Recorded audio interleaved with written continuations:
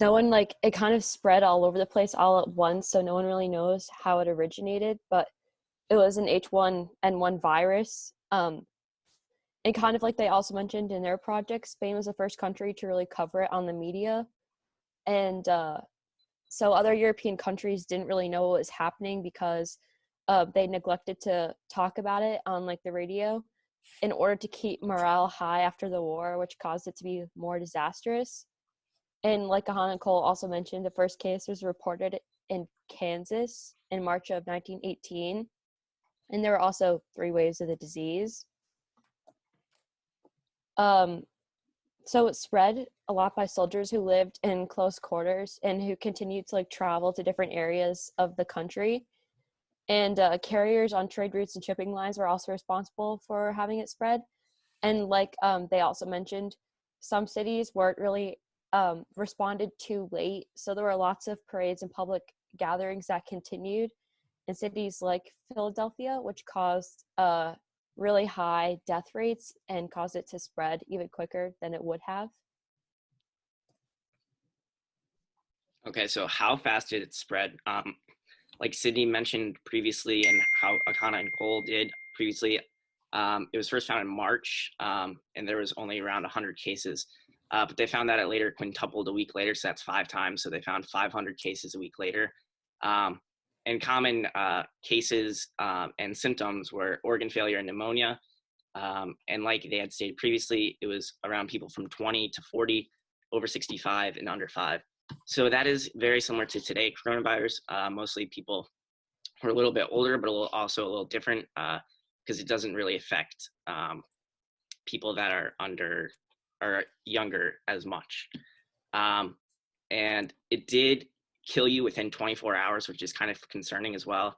And like today in coronavirus, you don't really know you could have it until it's too late.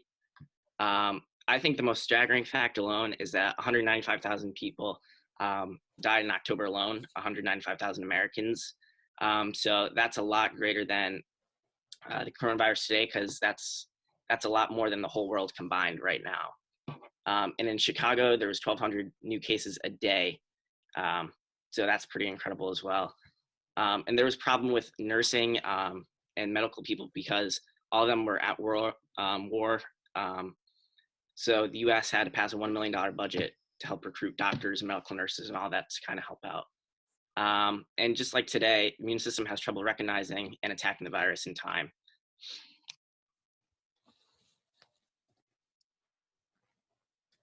Where did it spread? So as stated previously, it was in Kansas, or it could have been Massachusetts. It's unknown at this point, but the case is that it's most likely in Kansas because of the soldiers living in tight quarters and then usually spreading it off.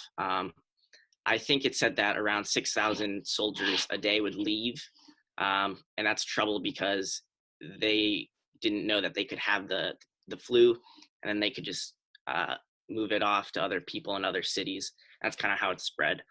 And it was mostly prominent in the Philadelphia and Chicago areas. And as you can see from the picture, it was mostly the eastern side of the United States, but obviously it was everywhere.